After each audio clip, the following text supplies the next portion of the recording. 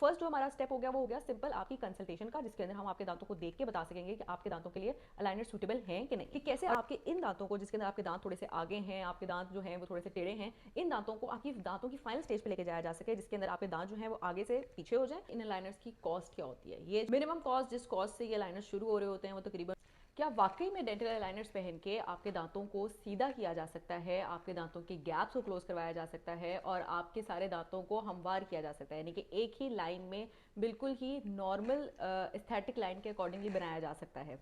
मेरा नाम है डॉक्टर फिरा कलीम और आज की इस वीडियो में हम जानेंगे कि ये डेंटल अलाइनर्स किस तरीके से काम करते हैं और ये आपके दांतों को किस तरीके से मूव करवाते हैं। उसके साथ साथ हम इस वीडियो में समझेंगे कि अलाइनर्स बनवाने के लिए आपको कौन कौन से स्टेप्स फॉलो करने होंगे। अगर आपको भी अलाइनर्स चाहिए तो आप किस तरीके से इन अलाइनर्स को बनवा सकते हैं और इन अलाइनर्स को यूज़ कर सकते हैं।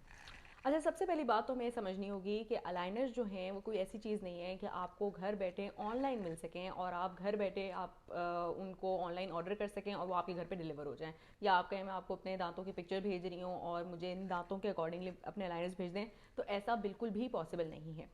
हमें ये बात समझनी होगी कि आपके जो दांत हैं वो हर दूसरे बंदे से आपके दांत जो हैं वो मुख्तलिफ होते हैं, यानी कि आपके दांतों की ओरिएंटेशन, आपके दांत अपने मुंह में किस तरीके से मौजूद हैं, आपके दांतों में कितने गैप्स हैं, कितनी क्राउडिंग है, यानी कि एक दांत दूसरे दांत पे कितना चढ़ा हुआ है, ये सब चीज़ें आपके दांतों की मुनफरिद होती हैं और ये एक इंसान के दांत जो हैं वो दूसरे इंसान के दांतों के नाप के अकॉर्डिंगली मैच नहीं कर रहे होते।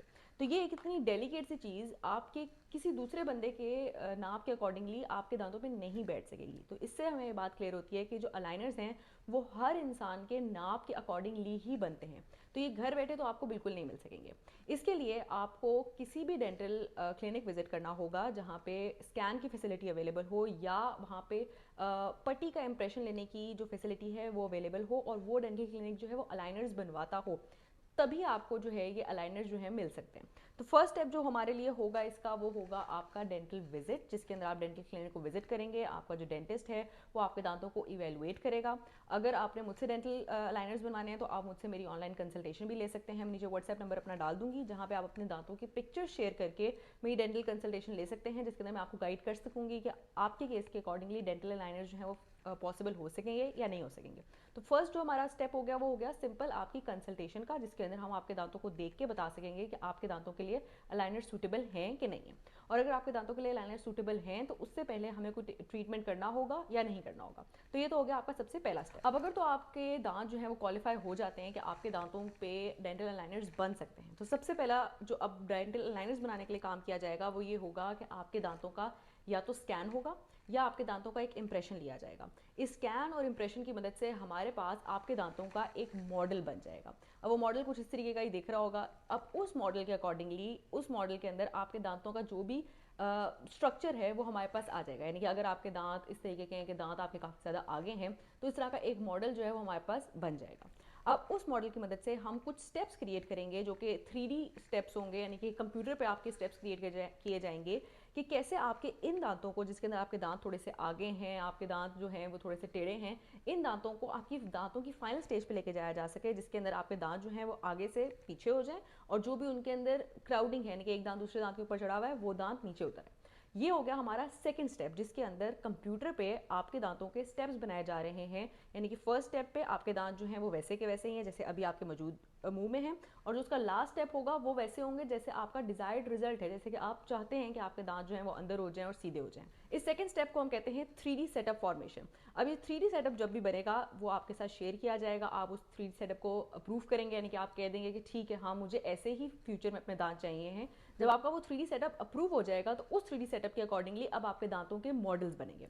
अब इसको समझने के लिए आप समझ सकते हैं कि जैसे आपके दांतों का पहले एक मॉडल बनाया गया था, सांचा बनाया गया था जो कि बिल्कुल अभी के दांतों के प्रेजेंट के हिसाब से था, अब क्या होगा, आपके हर स्टेप का मॉडल बनेगा। यानी कि फॉर एग्जांपल अगर आपके दांतों के 20 अलाइनर्स बनने, अब इस तरह के आपके बॉक्स में आपको अपने अलाइनर्स जो है वो रिसीव होंगे। इस तरह का बॉक्स हो सकता है, कोई भी ऐसा बॉक्स होगा जिसके अंदर नंबर ऑफ अलाइनर्स प्रेजेंट होगा, यानी कि अलाइनर जो है वो एक नहीं होता, वो काफ़ी सारे अलाइनर्स होते हैं, 10 12 20। अब वो डिपेंड कर रहा होता है कि आपके दांत कितने ज़्यादा ख़राब हैं, आपको कितने ज़्यादा अलाइनर्स की ज़रूरत पड़ेगी और फिर जाके आपके जो दांत हैं वो सेटल हो सकेंगे। अब कितने अलाइनर्स आपके केस में बनते हैं वो डिपेंड करता है कि आपके दांतों के कितने स्टेप्स थे, यानी कि जो फर्स्ट मॉडल था आपका वो तो उस तरीके का था जैसे आपके अपने दांत हैं, और जो आपका 20वां मॉडल होगा वो वैसा होगा जैसे हमें आपके दांत रिक्वायर्ड हैं। अब इसके दरमियान में जितने भी स्टेप्स होंगे, यानी कि सेकंड से लेके जो 19 तक स्टेप्स होंगे, उन सब स्टेप्स पे आपके दांतों को थोड़ा थोड़ा मूव करवाया जाएगा अलाइनर्स की मदद से। आपके अलाइनर्स भी कुछ इस तरीके के ही बनते हैं, जैसे कि अगर मैं अभी आपको दिखाऊं तो आपके अलाइनर्स नंबर 1 स्टेप पे जो दिख रहे होंगे वो वैसे होंगे जैसे आपके दांत अभी हैं। अब अगर इस चीज़ को आप करीब से देख सकें तो मैं इसके अंदर मैं आपको दिखा सकती हूँ कि अभी ये जो मेरे पास प्रेजेंट है ये अलाइनर, ये एक मेरी पेशेंट का है, जिसके अंदर आप यहाँ से अगर देखें तो इसका ये वाला दांत जो है वो थोड़ा सा आगे है। अब फ्यूचर में जो इसका लास्ट अलाइनर है, अगर मैं वो आपको दिखाऊं तो वहाँ पे इसका ये जो दांत जो थोड़ा सा आगे था और थोड़ा सा ऊपर चढ़ा हुआ था, ये दांत जो है ये बिल्कुल ही सिंध में आ गया हुआ है और ये साथ वाले दांत के साथ बिल्कुल सीधा हो गया हुआ है। अब इसी चीज़ की अगर मैं आपको साथ 3D सेटअप की पिक्चर शेयर करूँ तो इसके अंदर आप देख सकेंगे कि 3D सेटअप के अंदर जो है स्टार्ट में दांत किस तरीके के दिख रहे हैं, उसके बाद अगर हम चलते चले जाएं तो यहाँ पे दांत जो है वो मूव होना शुरू हो रहे होते हैं और अल्टीमेटली लास्ट स्टेप के ऊपर जाके जो दांत हैं वो बिल्कुल ही स्ट्रेट होते हैं। अब इस केस के अकॉर्डिंगली इसके अंदर जो है वो आपके तकरीबन 20 अलाइनर्स बन रहे थे और 20 अलाइनर्स में फर्स्ट से लेके आखिरी तक जो हमारे स्टेप्स हैं वो उन सब स्टेप्स में दांतों की थोड़ी थोड़ी मूवमेंट कराई गई है और ये मूवमेंट अलाइनर्स की मदद से हुई है। हर अलाइनर जो है वो पिछले अलाइनर से थोड़ा सा मुख्तलिफ होता है, इसलिए जब भी आप अलाइनर्स पहनेंगे तो पहले दिन आपको दांतों पे ज़रा सा प्रेशर फील होगा, क्योंकि अलाइनर्स का मकसद ही होता है कि आपके दांतों को मूव करवाया जाए। आप चाहे ब्रेसेस लगवाएं चाहे अलाइनर्स लगवाएं, कोई भी टीथ मूवमेंट प्रोसीजर होगा उसके अंदर आपके दांतों को थोड़ी सी दुखन होगी। अब ये जो दुखन होती है ये एकदम से ऐसा होता है जैसे कोई प्रेशर आपके दांतों पे पड़ा है। इस प्रेशर की मदद से आपके दांतों को मूव कराया जाता है और आपके दांतों को आपके दांतों की आइडियल पोजीशन पे लेके जाया जाता है। अच्छा, ये तो अभी हमने बात की है किस तरीके से आपके जो 3D सेटअप था वो क्या चीज़ थी और 3D सेटअप के अकॉर्डिंगली किस तरीके के आपके मॉडल्स बन रहे थे और उन मॉडल्स के अकॉर्डिंगली आपके अलाइनर्स बन रहे थे। अगर 20 आपके मॉडल्स बनते हैं, आपके 20 स्टेप्स बनते हैं, तो इसका मतलब होगा कि आपके 20 अलाइनर्स बनेंगे और हर अलाइनर जो है वो पिछले अलाइनर से थोड़ा सा आपकी आइडियल टीथ फॉर्मेशन की तरफ जा रहा होगा। अब अल्टीमेटली जब आपका 3D सेटअप अप्रूव हो जाता है तो उन मॉडल्स की मदद से और आपके जो हैं वो अलाइनर्स बनते हैं। अभी जब एक दफ़ा अलाइनर्स बन के आ जाएंगे तो आपको कॉल किया जाएगा और आपको जो है क्लिनिक बुलाया जाएगा और क्लिनिक में जाके आपके इन अलाइनर्स की सिटिंग होगी। अब ये तो हो गई सिंपली अगर आपके अलाइनर्स बनते हैं तो इन स्टेप्स के अकॉर्डिंगली आपके अलाइनर्स बन सकते हैं। अब हम बात करते हैं कि इन अलाइनर्स को बनने के बाद आपको कितने डेंटल विजिट जो है वो रिक्वायर्ड होते हैं। अभी तक हमारे जो हैं वो टोटल 2 डेंटल विजिट हुए हैं। फर्स्ट आपका डेंटल विजिट था जो कि थी आपकी डेंटल कंसल्टेशन, जो कि मैंने आपको बताया आप ऑनलाइन कंसल्टेशन भी ले सकते हैं दिए गए नंबर पर कॉन्टैक्ट करके। सेकेंड जो आपका विजिट था वो आपका विजिट था आपके डेंटल स्कैन के लिए। अब डेंटल स्कैन जो है वो किसी क्लिनिक में ही पॉसिबल है, डेंटल इंप्रेशन हो या स्कैन हो या आपका किसी क्लिनिक में जाके ही होगा। तो ये तो हो गया आपका सेकेंड डेंटल विजिट या आपका फर्स्ट डेंटल विजिट अगर आप एक ऑनलाइन कंसल्टेशन ले लेते हैं। अब इसके बाद आपके जो लाइनर्स हैं वो क्लिनिक में बनेंगे, वो लैब में बनेंगे। जब वो बन जाते हैं देन आपका सेकंड डेंटल विजिट होगा जिसके अंदर आप क्लिनिक विजिट करेंगे और आप अपने इस अलाइनर्स के बॉक्स को अपने साथ घर लेके जा सकेंगे और आपके जो अलाइनर्स हैं वो आपके दांतों पे लगाए जाएंगे। अब इसके साथ साथ 2 से 3 जो हैं वो हमारे पास कुछ डेंटल प्रोसीजर्स होते हैं जो कि पेशेंट के ऊपर करना ज़रूरी होते हैं अगर उसका अलाइनर्स का जो प्रोसीजर है वो हो रहा है। अब ये जो 2 से 3 डेंटल प्रोसीजर्स होते हैं ये हर केस में ज़रूरी नहीं है कि ये सारे प्रोसीजर्स हों। किसी में हो सकता है सिर्फ एक प्रोसीजर हो, किसी में हो सकता है 2 प्रोसीजर्स हों और कुछ अगर बहुत ही कॉम्प्लिकेटेड केसेस हैं तो उन केसेस में 3 ये प्रोसीजर्स भी पॉसिबल हैं। अभी कौन कौन से प्रोसीजर्स होते हैं? सबसे पहला हमारे पास प्रोसीजर होता है IPR का। IPR यानी कि इंटर प्रॉक्सिमल रिडक्शन। अब IPR का जो प्रोसीजर है वो कुछ इस तरह के केसेस में करवाया जाता है जिसके अंदर दांत जो हैं वो बहुत ही क्राउडेड होते हैं, यानी कि एक दांत जो है वो दूसरे दांत के ऊपर चढ़ा हुआ होता है। दांतों के पास जबड़े में इतनी जगह नहीं होती कि वो जो दांत है वो सीधा अपनी लाइन में आ सके। इस तरह की सिचुएशन में हमें चाहिए होती है जबड़े के अंदर जगह, ताकि आपके दांतों को एक दांत के ऊपर से उतार के उसको सीधी लाइन में खड़ा किया जाए और वो जो दांत हैं वो बिल्कुल एक ही सिमत में एक ही लाइन में सीधे आ जाएं, ना कि वो एक दांत दूसरे दांत के ऊपर चढ़ा हो। इस केस में 2 चीज़ें पॉसिबल होती हैं। अगर तो आप नॉर्मल ब्रेसेस करवाएंगे तो उसके अंदर चांसेस होते हैं कि आपके दांतों की एक्सट्रैक्शन हो, यानी कि एक दांत या 2 दांत जो हैं वो निकाले जाएं और जो दांत निकाले जाएंगे उससे जो आपको स्पेस मिलेगी उस स्पेस में हम आपके दांतों को सीधा करेंगे, यानी कि जो हमें एक्स्ट्रा स्पेस मिलेगी दांतों को निकाल के उस स्पेस को यूटिलाइज करते हुए हम अपने दांतों को जो है सीधा करते हैं।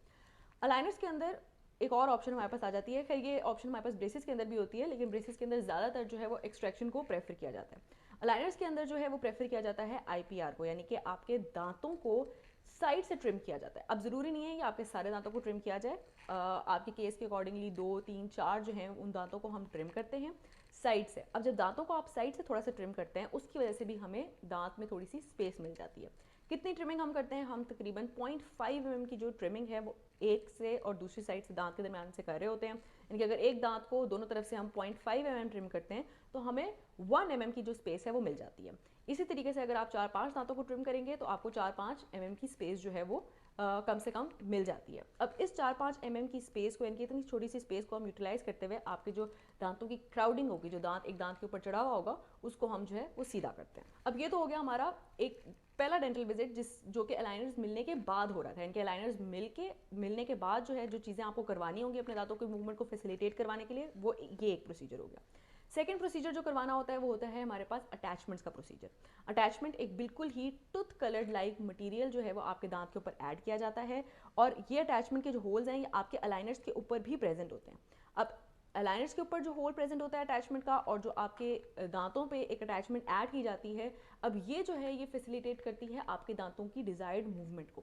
यानी कि फॉर एग्जांपल अगर हमने किसी दांत को अंदर करवाना है तो हम उसके दांत की बाहर की जगह पे एक अटैचमेंट लगा देते हैं, ताकि वो जो दांत है वो आपके अलाइनर्स की मदद से आपके मुंह के अंदर पुश हो।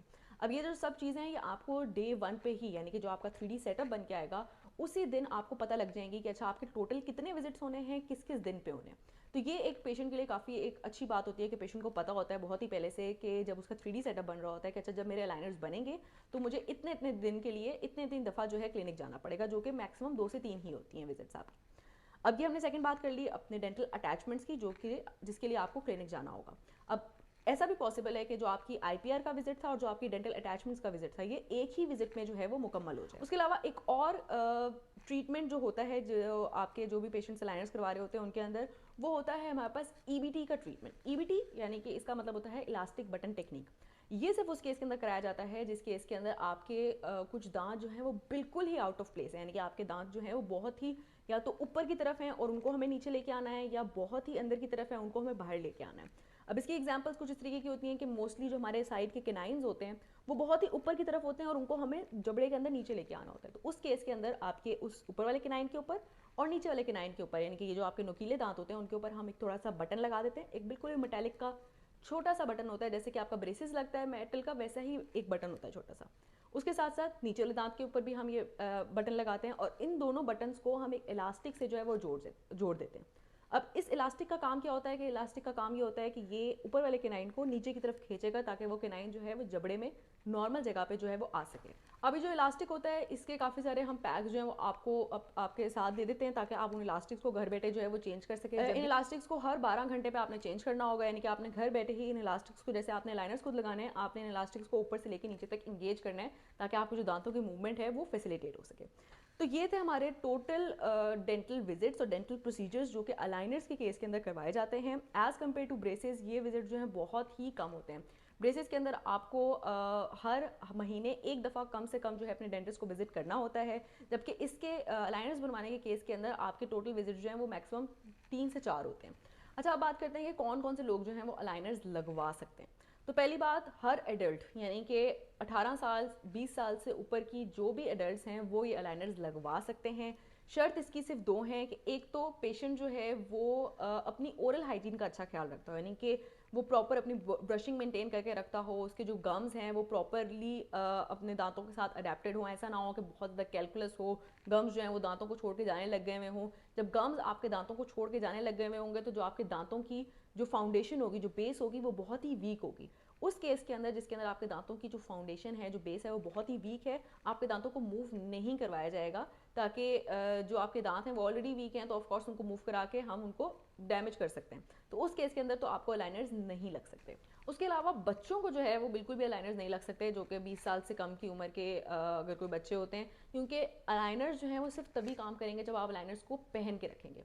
अलाइनर्स को जब आप पहनेंगे पहले दिन हो सकता है आपको पेन हो। अब बच्चा जो है कोई ऐसा कोई स्कूल गोइंग या कोई यूनिवर्सिटी गोइंग बच्चा है, वो अगर केयरलेस है तो वो अपने अलाइनर्स को पहले दिन ही उतार देगा, अच्छा इससे तो मुझे पेन हो रही है। फिर जब उसके पेरेंट्स उसको फोर्स करेंगे तो वो 3-4 दिन बाद पहन लेगा। अगर आप ऐसा करेंगे कि आप बीच में अलाइनर्स को पहने और फिर 2-3 दिन उतार दें फिर पहने, तो इस केस में ये होगा कि आपके जो दांतों की जो फिटिंग है, जो कि अलाइनर्स की फिटिंग थी दांतों के ऊपर, वो जो है वो ख़राब होने लग जाएगी। और अगर आपकी एक अलाइनर की जो फिटिंग है वो ख़राब हो गई, देन आपका जो कंप्लीट सेट बना था वो सारा का सारा जो है वो ज़ाया हो सकता है। तो इस केस में आपको इस बात का ध्यान रखना होगा कि अगर आप अलाइनर्स बनवा रहे हैं तो आपको अपने अलाइनर्स पहनने होंगे, तभी आपको जो रिजल्ट्स हैं वो 100% गारंटीड रिजल्ट आएंगे, जैसे कि आपको 3D सेटअप के अंदर दिखाए गए थे। क्योंकि अलाइनर्स सिर्फ तभी काम करते हैं जब आप इन अलाइनर्स को दिन में 20 से 22 घंटे पहन के रखते हैं, सिर्फ खाते टाइम आपने इन अलाइनर्स को उतारना है, उतार के आपने खाना खाना है, खाना खाने के बाद आपने कुल्ली करके इन अलाइनर्स को दोबारा अपने दांतों पे पहन लेना है। उसके साथ साथ आपने दिन में 2 मरतबा अपने दांतों को अच्छे से ब्रश करना है, इन अलाइनर्स को पानी से अच्छे से धोना है, ताकि आपके दांतों पे, आपके गम्स पे कोई भी फूड पार्टिकल चिपका ना रह जाए और उस फूड पार्टिकल की वजह से आपके दांतों पे किसी किस्म का कोई इन्फेक्शन वगैरह ना हो। इसके अलावा अलाइनर्स के किसी किस्म के कोई साइड इफेक्ट्स नहीं है, इनको पहनने से किसी किस्म का कोई इशू नहीं आता सिवाय थोड़ी सी पेन के। जैसे कि मैं आपको बता रही हूँ, वो थोड़ी सी पेन भी सिर्फ फर्स्ट डे, सेकेंड डे तक आपको महसूस होगी। उसके बाद जो है आपको इन अलाइनर्स की जो पेन है वो भी महसूस नहीं होगी, और ये पेन आपको किसी भी टीथ मूवमेंट प्रोसीजर पे फील होती है, चाहे वो ब्रेसेस हो चाहे वो अलाइनर्स हो। अच्छा, अब सबसे इंपॉर्टेंट बात हम करेंगे कि इन अलाइनर्स की कॉस्ट क्या होती है। ये जो अलाइनर्स हैं इनकी कॉस्ट डिपेंड कर रही होती है आपके केस के ऊपर, यानी कि आपके केस के अंदर कितने अलाइनर्स बनेंगे और आपके दांतों की कितनी मूवमेंट करवानी होगी। मिनिमम कॉस्ट, जिस कॉस्ट से ये अलाइनर्स शुरू हो रहे होते हैं, वो तकरीबन 1 लाख रुपीज़ है, यानी कि 1 लाख रुपीज़ से इसकी जो ट्रीटमेंट है वो स्टार्ट हो रही होती है। उसके बाद जो इसकी कॉस्ट है वो तकरीबन 2 से 2.5 लाख तक भी जा सकती है। ये सब चीज़ें डिपेंड कर रही होती हैं आपके केस के ऊपर, यानी कि आपको कितने अलाइनर्स की ज़रूरत पड़ेगी। अलाइनर्स में मोस्टली सारे ही क्लिनिक्स जो हैं वो आपको इंस्टॉलमेंट प्लान भी दे रहे होते हैं, यानी कि ये जो कीमत है वो आपको एक ही वन ही गो में पे नहीं करनी होगी, इसको आप 3 से 4 महीने की इंस्टॉलमेंट प्लान बनवा के भी पे कर सकते हैं। तो ये था हमारा आज का टॉपिक, जिसके अंदर मैंने डिटेल से समझाने की कोशिश की है कि अलाइनर्स किस तरीके से काम करते हैं, आप अलाइनर्स किस तरीके से बनवा सकते हैं, और आपको अलाइनर्स बनवाने के लिए कितने डेंटल विजिट्स जो हैं वो करने होंगे। अगर आपके भी कोई क्वेश्चंस हैं इस टॉपिक से रिलेटेड तो आप मुझसे नीचे कमेंट सेक्शन में पूछ सकते हैं। तो मिलते हैं अगली वीडियो में। अल्लाह हाफ़िज़।